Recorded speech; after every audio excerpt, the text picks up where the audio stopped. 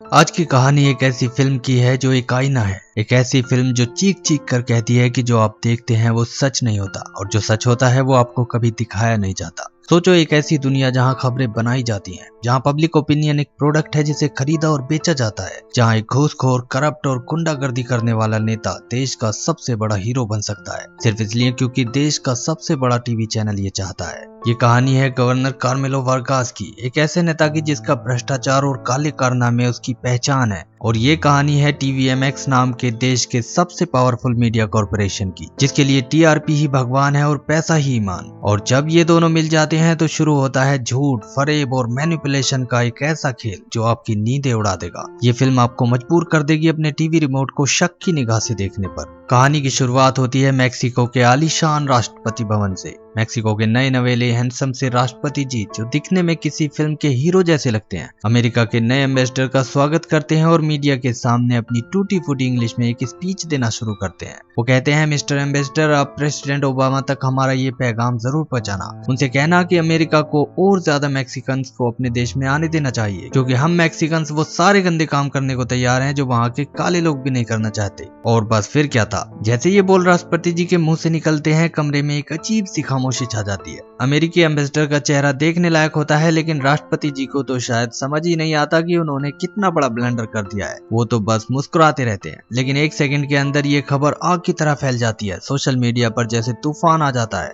हर phone पर, हर computer screen पर बस यही वीडियो चल रहा है। हैशटैग्स ट्रेंड करने लगते हैं, मीम्स बनने लगते हैं और देश विदेश में मैक्सिको की जबरदस्त बेइज्जती होती है। अब सीन शिफ्ट होता है देश के सबसे बड़े और पावरफुल टीवी नेटवर्क टीवीएमएक्स के हेड ऑफिस में, जिसे देश का सबसे भरोसेमंद न्यूज चैनल भी माना जाता है। चैनल का मालिक पेपे कह रहा होता है कि हमने इस बेवकूफ को राष्ट्रपति बनाया और अब ये हमारी ही मेहनत पर पानी फेर रहा है। तभी राष्ट्रपति का एक खास ऑफिसर टीवीएमएक्स के ऑफिस में आकर पेपे से मिलता है और उसे एक लिफाफा देकर वापस चला जाता है। पेपे इसे खोलता है तो इसमें एक लीक वीडियो होती है जिसमें गवर्नर कार्मेलो वारगास, जो देश के एक गरीब और पिछड़े हुए स्टेट का गवर्नर है, वो ड्रग माफिया के लोगों से रिश्वत लेते हुए साफ दिख रहा है। वीडियो में वो न सिर्फ पैसे के बैग ले रहा है बल्कि उनके साथ हंसी मजाक भी कर रहा है। पेपे तुरंत अपने एक यंग और एम्बिशियस न्यूज प्रोड्यूसर कार्लोस रोजो को बुलाकर कहता है कि ऊपर से ऑर्डर आया है, हमें जनता का ध्यान इस इश्यू से हटाना होगा। एक ऐसी खबर चलानी होगी जो इससे भी बड़ी हो, एक ऐसी स्टोरी जो इतनी सनसनीखेज हो कि लोग राष्ट्रपति के इस रेसिस्ट कमेंट को भूल जाएं। पेपे कार्लोस को ऑर्डर देता है कि इस खबर को प्राइम टाइम पर चलवाओ, इसे देश का सबसे बड़ा ब्रेकिंग न्यूज बना दो, इतना शोर मचाओ कि राष्ट्रपति वाला मुद्दा इसके नीचे दब जाए। उनका प्लान बिल्कुल साफ था, एक बड़े स्कैंडल को छिपाने के लिए एक उससे भी बड़ा स्कैंडल क्रिएट कर दो। अब दिखाया जाता है गवर्नर कार्मेलो वारगास को, जो अपने स्टेट के एक आलीशान घर में अपने चमचों के साथ ऐश कर रहा होता है। वो एक नंबर का अय्याश, घमंडी और गाली गलौज करने वाला इंसान है। उसकी हर बात में गाली होती है और उसके चेहरे पर हमेशा एक अहंकार दिखता है। जब उसे ये न्यूज दिखाई जाती है तो उसका दिमाग खराब हो जाता है। एंकर पूरे जोरदार अंदाज में खबर पढ़ रहा है।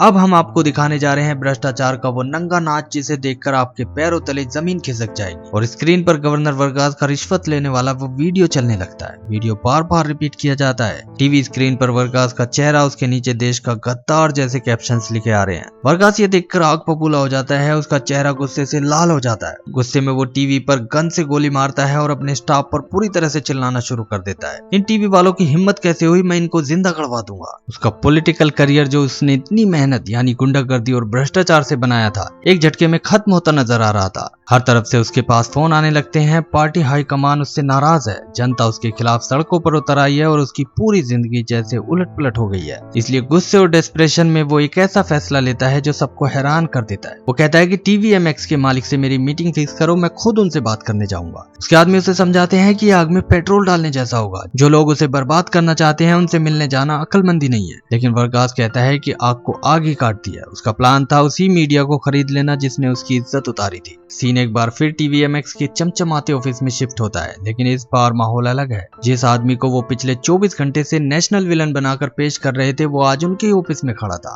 वारगास को सीधे चैनल के मालिक के आलीशान ऑफिस में ले जाया जाता है। चैनल का मालिक बड़े आराम से अपनी चेयर पर बैठा है। वारगास गुस्से में है, लेकिन वो अपने गुस्से पर काबू रखता है। वो कहता है, तुम लोगों ने मेरी जिंदगी बर्बाद कर दी, मेरी पूरी पॉलिटिकल करियर दांव पर लगा दी। चैनल का मालिक ठंडे दिमाग से जवाब देता है, गवर्नर साहब, ये हमारा काम है, हम सिर्फ सच दिखाते हैं। इस पर वारगास जोर से हंसता है, सच? तुम लोग मुझे सच का पाठ पढ़ाओगे? चलो पॉइंट पर आते हैं। तुमने मुझे बर्बाद करने के लिए कितना पैसा लिया, अब मुझे आबाद करने का कितना लोगे? ये सुनते ही कॉन्फ्रेंस रूम में सन्नाटा छा जाता है। चैनल के मालिक के चेहरे पर एक मुस्कान आ जाती है। उसने वर्गास को अंडर एस्टिमेट किया था। उसे लगा था कि वर्गास गिड़गिड़ाएगा, माफी मांगेगा, लेकिन वर्गास तो यहाँ एक डील करने आया था। वो अपनी पॉलिटिकल इमेज को साफ करने के लिए TVMX के साथ एक बहुत बड़ी डील करता है। साथ ही वो उन्हें अपनी पॉलिटिकल कैंपेन को मैनेज करने और उसे अगला प्रेसिडेंशियल कैंडिडेट बनाने के लिए अपने स्टेट की मीडिया बजट का 50% अकेले TVMX को देगा। इसके बदले में TVMX उसकी हर खबर को पॉजिटिव तरीके से दिखाने का वादा करता है और इस तरह जनता के पैसे से जनता के ही दुश्मन की इमेज को साफ करने का सौदा तय हो जाता है। डील फाइनल होने के बाद चैनल का मालिक ये इंपॉर्टेंट प्रोजेक्ट अपने सबसे होशियार और एम्बिशियस न्यूज प्रोड्यूसर कार्लोस रोजो को सौंपता है। कार्लोस दिखने में स्मार्ट और कॉन्फिडेंट है। उसकी आंखों में आगे बढ़ने की भूख साफ दिखती है। पेपे कार्लोस से कहता है, ये आदमी यानी वर्गास एक पॉलिटिकल लाश है। इस लाश में जान डालने का काम तुम्हारा है। तुम्हें इसे न सिर्फ जिंदा करना है बल्कि इसे रेस का सबसे तेज घोड़ा भी बनाना है।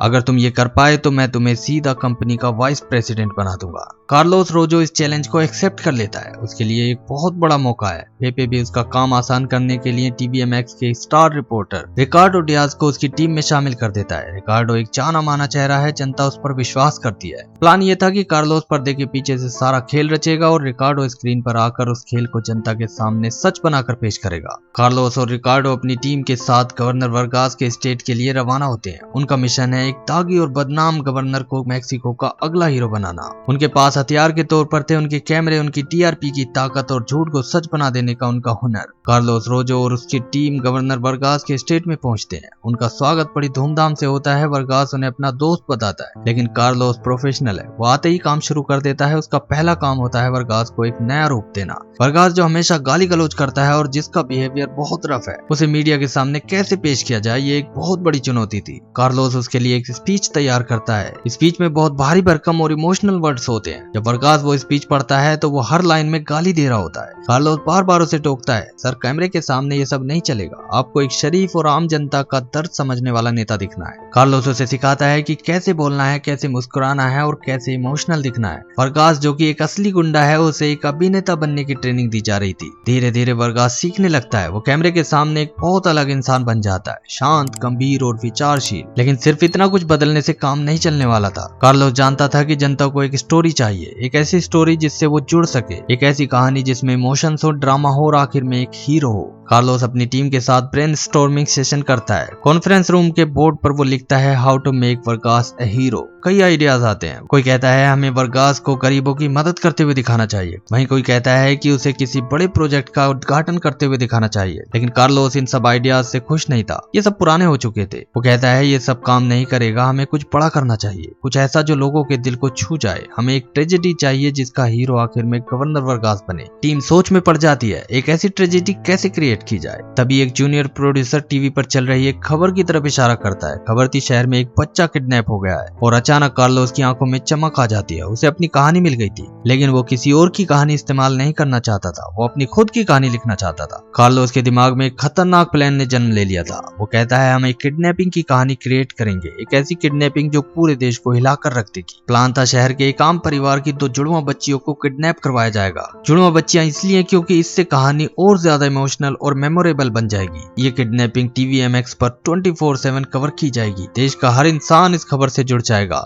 हर कोई उन बच्चियों की सलामती की दुआ करेगा और इस पूरी ट्रेजेडी के बीच गवर्नर कार्मेलो वर्गास एक मसीहा की तरह उभरकर सामने आएंगे। वो खुद इस केस की जांच की निगरानी करेंगे, परिवार को दिलासा देंगे और आखिर में अपने प्रयास से बच्चियों को ढूंढ निकालेंगे। जनता की नजर में वो एक हीरो बन जाएंगे जो न सिर्फ एक नेता है बल्कि एक फरिश्ता भी है। ये प्लान इतना परफेक्ट और इतना शैतानी था कि टीम के कुछ लोग भी डर जाते हैं। लेकिन कार्लोस के ऊपर तो कामयाबी का भूत सवार था। वो इस प्लान को अंजाम देने के लिए तैयार हो जाता है। वो अपने कॉन्टैक्ट्स का इस्तेमाल करके एक प्रोफेशनल क्रिमिनल को हायर करता है। अगले ही दिन शहर के एक पार्क में खेल रही 2 मासूम जुड़वा बच्चियां एना और एलेना गार्जा अचानक गायब हो जाती हैं। उनकी नैनी कुछ पल के लिए इधर उधर देखती है और बच्चियां वहां नहीं होती। ये एक ऐसी घटना थी जो किसी भी माँ बाप का दिल दहला दे। जैसे ही बच्चियों की किडनैप होने की खबर फैलती है, कार्लोस रोजो की टीम एक्शन में आ जाती है। TVMX के अलावा किसी और चैनल को इस खबर की भनक तक नहीं लगने दी जाती। कार्लोस खुद रिपोर्टर रिकार्डो डियाज के साथ बच्चियों के घर पहुंच जाता है। बच्चियों के माँ बाप लूसिया और सल्वाडोर गर्जा का रो रो कर बुरा हाल है। उनका घर दुख में डूबा हुआ है। कार्लोस उनके पास जाकर तसल्ली देता है, लेकिन उसकी आंखें एक अलग ही चीजें स्कैन कर रही होती हैं। वो देख रहा होता है कि घर के किस कोने में कैमरा लगाने से सबसे अच्छा इमोशनल शॉट मिलेगा।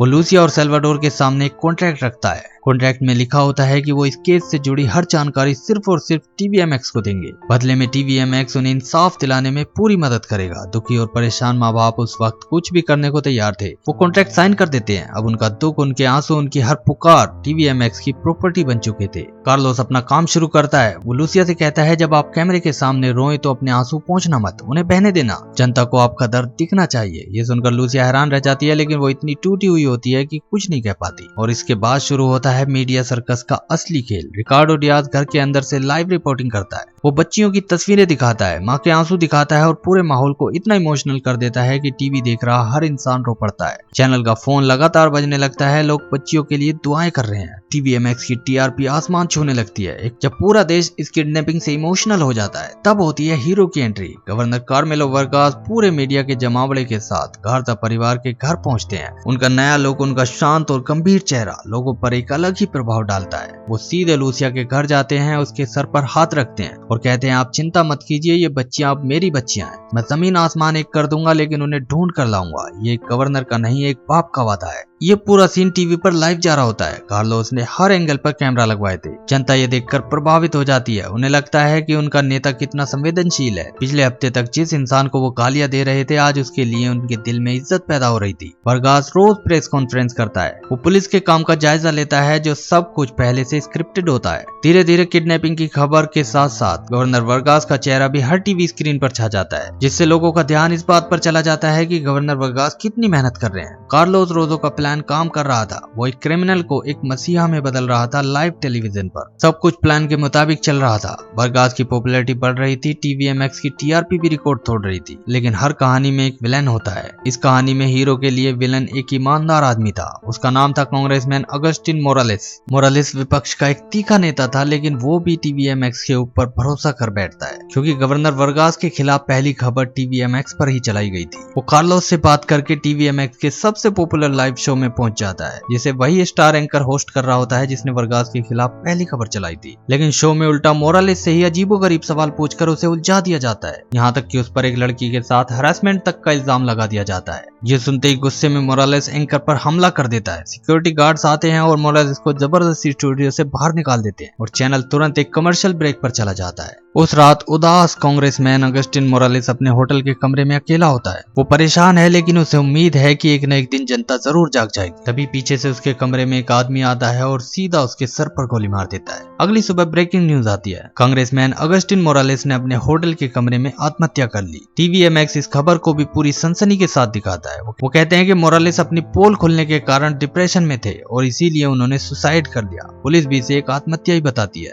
इस तरह एक ईमानदार आदमी की आवाज को हमेशा के लिए दबा दिया जाता है। कार्लोस और वर्गास के रास्ते का सबसे बड़ा कांटा हट चुका था। ये फिल्म का एक बहुत ही डार्क मोमेंट है, जो दिखाता है कि सच बोलने वालों का इस करप्ट सिस्टम में क्या हाल होता है। इस बीच गवर्नर वर्गास को पता चल जाता है कि उसकी खबरें लीक करने वाला कोई और नहीं बल्कि उसका खुद का भतीजा है, जिसे वो अपना मुंह बोला बेटा मानता था। वर्गास पहले तो अपने भतीजे पर चिल्लाता है, उसे गालियां देता है। फिर अचानक वो अपनी जेब से गन निकालता है और बिना एक पल सोचे अपने ही भतीजे के सर में गोली मार देता है। कार्लोस अपनी आंखों के सामने ये सब देखकर डर जाता है। उसने सोचा था कि वर्गास सिर्फ एक करप्ट नेता है, लेकिन आज उसने वर्गास का एक बेरहम कातिल वाला रूप भी देख लिया था। एक पल के लिए कार्लोस को एहसास होता है कि वो किन लोगों के साथ काम कर रहा है। उसे डर लगता है, लेकिन अब बहुत देर हो चुकी थी। वो इस खेल में इतना आगे बढ़ चुका था कि पीछे हटने का कोई रास्ता नहीं था। मोरालेस की मौत के बाद अब सारा मैदान साफ था। जनता का ध्यान पूरी तरह से किडनैपिंग के केस पर वापस आ गया था। अब वक्त आ गया था इस ड्रामे को खत्म करने का और हीरो को उसकी जीत दिलाने का। कार्लोस रोजो पूरा रेस्क्यू ऑपरेशन प्लान करता है। ये एक हॉलीवुड फिल्म की स्क्रिप्ट जैसा लगता है। एक पुराने खंडर जैसे जगह पर पुलिस रेड मारती है। अंदर से दोनों जुड़वा बच्चियां एना और एलेना बरामद होती हैं। TVMX के कैमरे वहां मौजूद होते हैं, जिन पर यह पूरा ऑपरेशन लाइव दिखाया जाता है। रिकार्डो डियाज वहां से रिपोर्टिंग करता है और ये देखिए, गवर्नर वर्गास के शानदार नेतृत्व में पुलिस ने आखिरकार मासूम बच्चियों को ढूंढ निकाला है। ये गवर्नर वर्गास की एक बहुत बड़ी जीत है। सच्चाई ये थी कि जिस क्रिमिनल ने बच्चियों को किडनैप किया था, उसे कार्लोस की टीम ने ही पैसा देकर ये सब करने को कहा था। रेस्क्यू के बाद उस क्रिमिनल को भी मार दिया जाता है ताकि कोई सबूत न बचे। बच्चियों को उनके माँ बाप लूसिया और सल्वाडोर से मिलाया जाता है। माँ बाप और बच्चियों का रीयूनियन भी लाइव टेलीविजन पर दिखाया जाता है। पूरा देश अपने टीवी सेट से चिपका हुआ है। लूसिया और सल्वाडोर अपनी बच्चियों से मिलकर रो पड़ते हैं और इस इमोशनल पल के ठीक बीच में वहां मौजूद होते हैं गवर्नर गवर्नर कार्मेलो वर्गास। वो बच्चियों को गले लगाते हैं, उनके सर पर हाथ फेरते हैं। कैमरा बार बार बच्चियों के चेहरे से वर्गास के चेहरे पर जाता है। कार्लोस ने अपने कैमरामैन को निर्देश दिए थे कि हर फ्रेम में वर्गास को एक हीरो, एक सेवियर की तरह दिखाना होगा। जनता ये देखकर पागल हो जाती है। हर तरफ वर्गास की जय जयकार होने लगती है। लोग उसे एक फरिश्ता समझने लगते हैं। उस रात TVMX पर वर्गास के स्पेशल इंटरव्यू चलाए जाते हैं। वो कहता है, ये मेरी जीत नहीं, ये पूरे देश की जीत है। ये अच्छाई की बुराई पर जीत है। उसका हर वर्ड, हर एक्सप्रेशन कार्लोस रोजो का सिखाया हुआ था। वर्गास की इमेज अब पूरी तरह से बदल चुकी थी। वो अब एक करप्ट, गाली देने वाला नेता नहीं, बल्कि एक हीरो, एक फैमिली मैन और देश का भविष्य था। किडनैपिंग केस के सफल अंजाम के बाद वर्गास की लोकप्रियता आसमान पर थी। TVMX अब उसे अगले राष्ट्रपति चुनाव के लिए प्रोजेक्ट करना शुरू कर देता है। उसके हर दिन की खबर ब्रेकिंग न्यूज बनती है। वो सड़कें बनवाता है तो टीवी पर दिखता है। वो गरीबों को कंबल बांटता है तो टीवी पर दिखता है। उसके बचपन के किस्से, उसकी ईमानदारी की कहानियां सब टीवी पर दिखाई जाती हैं। एक मॉन्टेज में दिखाया जाता है कि कैसे वर्गास का पॉलिटिकल ग्राफ ऊपर उठता जाता है। वो रैलियां करता है जहां लाखों की भीड़ आती है। लोग उसके पोस्टर लेकर घूमते हैं। उसने अपनी मूंछें शेव कर ली हैं। वो अब डिजाइनर सूट पहनता है और हमेशा अपनी पत्नी और उन जुड़वा बच्चियों के साथ दिखता है जिन्हें किडनैप किया गया था, जैसे कि वो एक परफेक्ट फैमिली मैन हो। जनता को वही दिखाया जा रहा था जो वो देखना चाहते थे, गवर्नर वर्गास के रूप में एक परफेक्ट लीडर। फिल्म के आखिरी सीन में दिखाया जाता है कि चुनाव के नतीजे आ रहे हैं और जैसा कि उम्मीद थी, कार्मेलो वर्गास भारी बहुमत से देश का नया राष्ट्रपति चुना जाता है। उसके समर्थक जश्न मना रहे हैं, ढोल नगाड़े बजा रहे हैं और पूरा देश उसकी जीत के नशे में डूबा है। कार्लोस, जो कुछ महीने पहले तक एक मामूली सा न्यूज प्रोड्यूसर था, वो आज TVMX का वाइस प्रेसिडेंट बन चुका है। उसे उसकी वफादारी और उसके टैलेंट का इनाम मिल चुका है। नए राष्ट्रपति वर्गास अपने ऑफिस में आते हैं और अपने मंत्रियों से कहते हैं, अब ये हमारा देश है और इस देश की जनता वही सोचेगी जो हम चाहेंगे। तो ये थी कहानी द परफेक्ट डिक्टेटरशिप की। ये फिल्म सिर्फ एक फिल्म नहीं है, ये एक कमेंट्री है, एक सटायर है उस सिस्टम पर जहां मीडिया और पॉलिटिक्स का अपवित्र गठबंधन लोकतंत्र का गला घोट देता है। फिल्म हमें दिखाती है कि कैसे टेलीविजन की स्क्रीन एक हथियार बन सकती है, जिससे जनता की सोच को कंट्रोल किया जा सकता है और सच्चाई को मैनिपुलेट किया जा सकता है। फिल्म द परफेक्ट डिक्टेटरशिप एक ऐसी तानाशाही के बारे में बताती है जो तानाशाही जैसी दिखती नहीं है, जहाँ चुनाव होते हैं, जहाँ मीडिया होता है, जहाँ लोकतंत्र एक मुखौटा होता है, लेकिन पर्दे के पीछे पावर कुछ ही लोगों के हाथ में रहती है और वो उसे अपने हिसाब से इस्तेमाल करते हैं। ये फिल्म हमें मजबूर करती है ये सोचने पर कि क्या हम जो देख रहे हैं वही सच है, क्या हमारे ओपिनियंस, हमारी पसंद नापसंद वाकई में हमारी अपनी है, या उन्हें भी किसी हाईटेक न्यूज रूम में बैठकर कार्लोस रोजो जैसा कोई प्रोड्यूसर डिजाइन कर रहा है।